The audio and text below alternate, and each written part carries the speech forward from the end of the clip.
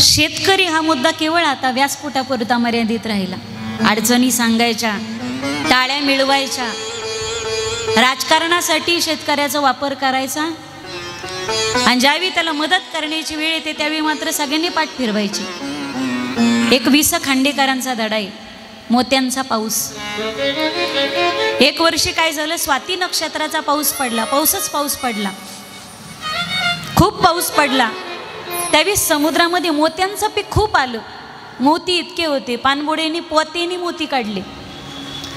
पण त्यावेळी शेतकरी ज्यावेळी पेरणी करतो, हत्ती नक्षत्रातला पाऊस ना, पेरणीचा पाऊस, तो पाऊसच पडला नाही. मग शेतात धनधान्य पिकलंच नाही. त्या वर्षी लोक पोत्याने मोती विकत होते, पण खायला मात्र भाकर नव्हती. एक माणूस पोतीभर मोती घेऊन चालला होता विकण्यासाठी, पण पोटामध्ये भाकरीचा कण नव्हता. एक बाई झोपडीच्या बाहेर चूल मांडून त्या कुडाच्या घरासमोर भाकरी थापत होती. हा मोती विकणारा गेला आणि म्हणाला, आजी तुम्हाला पोतभर मोती देतो, मला एक भाकर द्याल का? नीट ऐका, पोतभर मोती देतो, मला आजी एक भाकर देताल का? आजी म्हणे, उठ. मोती खाऊन पोट भरतं का माणसाचं?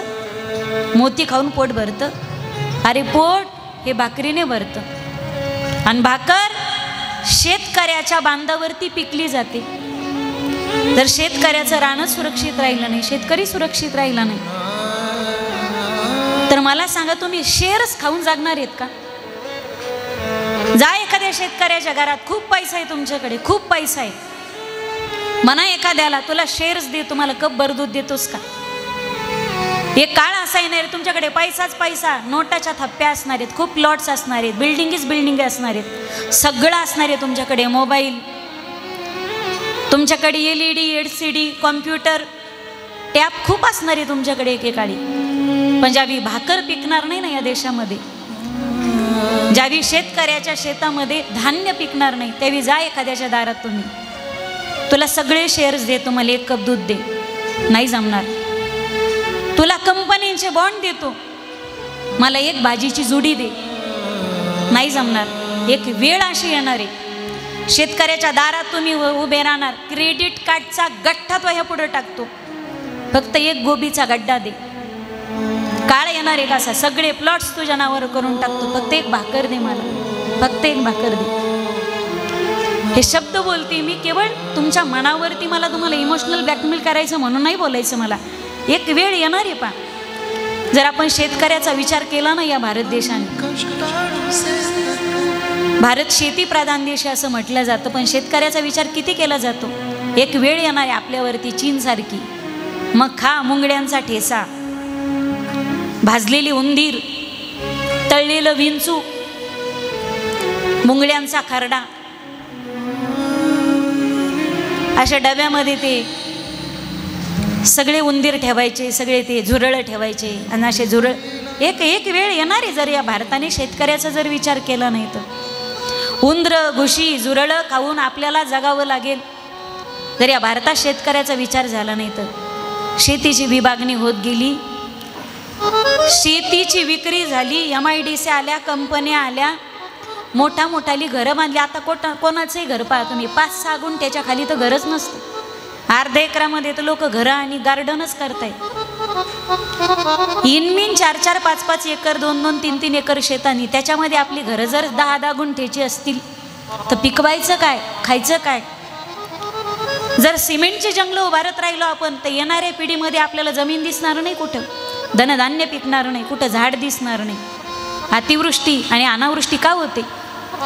आज आपण निसर्गाकडे बोट दाखवतोय, पण ज्यावेळी तेलंगणा राज्यामध्ये, हैदराबादमध्ये रात्रीतून किती 450 एकर जमीन होती, 400 एकर जंगल सगळं सपाट केलं, झाडाची झाडं उपटली, आपण जनावराचे प्रपंच उद्ध्वस्त केले.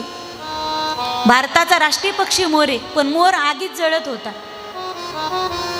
हत्तीच्या सोंडेला लागलं होतं. कोल्हापूरची एक हत्तीन गेली तर आपण रडत होतो. पण त्या हैदराबादमध्ये, तेलंगणा राज्यात ज्यावेळी जंगल उद्ध्वस्त केले त्यावेळी हत्तीनी, वाघ, सिंह, मोर सगळे पशु पक्षी सैरावैरा धावत होते. आगीत होरपळून मेले ते. आपल्याला हे दिसत नाही.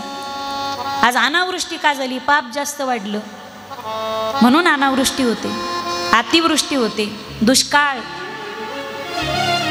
लोक म्हणतात सध्या हिवाळा आहे हो, पण हिवाळा आहे का पावसाळा हेच कळत नाही. उन्हाळा आहे हो, आता पावसाळ्याचे दिवस नाही, पण कस काय पाऊस पडतो. एकदा दिवाळीला तर पोळ्यासारखं वातावरण झालं होतं, घराच्या बाहेर पडता आलं नाही 2 वर्षापूर्वी. हे का होतं? माणसाची वागणूक बिघडली, माणूस नीतिमत्तेने घसरला, निसर्ग वेळोवेळी आपल्यावरती कोपतोय. पाप वाढलं, पण अजूनही तारणारे काही सात्विक पुरुष या पृथ्वीवरती. 3 देश को सजावत है, सती साधु और शूर. 3 देश को लजावत है, कपटी कायर और क्रूर. अजूनही साधूचं पुण्य म्हणून सगळे मरत नाही. अजूनही शूर आणि पराक्रमी पुरुष आहेत, अजूनही पतिव्रता स्त्रिया घराघरात आहेत या भारत देशामध्ये. पण थोडंसं पाप झालं की किती फटका बसतो अतिवृष्टीचा आणि अनावृष्टीचा आपण पाहतोय. पण देवीचं महात्म्य एवढं आगाध आहे. अतिवृष्टी आणि अनावृष्टी, भगवती जगदंबेची परांबेची जर साधना केली तर अतिवृष्टी सुद्धा रोखण्याची ताकद जगदंबेच्या या साधनेत आहे.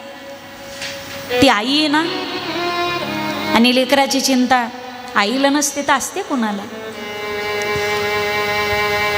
100 वर्ष साधना झाली, दिव्य शरीर तप्त झालं होतं आणि इंद्र हादरला, इंद्र घाबरला. भगवान शंकर म्हणतायत, इंद्रा व्यासांच्या नादी लागू नकोस, तुझ्या खुर्चीसाठी नाही तर त्यांना पुत्रप्राप्तीसाठी ते तपश्चर्या करत आहेत. असं म्हणतात की गावठी 100 जर ब्राह्मण जेव घातले तर एक क्षेत्रातला ब्राह्मण जेव घातल्यासारखं होतं. क्षेत्रातले 100 जर ब्राह्मण जेव घातले तर क्षेत्रातला ब्राह्मण जेव घातल्यासारखं होतं.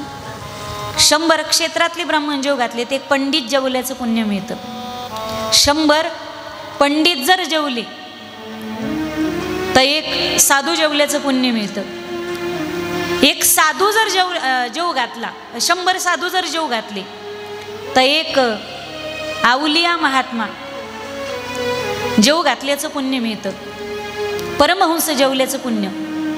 100 साधू जेव घातले तर एक परमहंस जेवल्याचं पुण्य मिळतं. आणि असे 100 परमहंस जर जेव घातले तर एक ब्रह्मवेत्ता पुरुष जेवल्याचं पुण्य मिळतं. ब्रह्मवेत्ते म्हणजे 4 आहेत. शुक याज्ञवल्क्य, दत्त कपिल मुनी, हरिसी जानोनी हरीच झाले. आणि असे वेत्ते अपरंपार नये नामधारका बरोबर. असे हजारो वेत्ते आणा तुम्ही, पण नामधारकाची बरोबरी जगात कोणीच करू शकत नाही. अमृताहुनी गोड नाम तुझे देवा, नाम तुझे देवा, अमृताहुनी गोड नाम तुझे देवा, नाम तुझे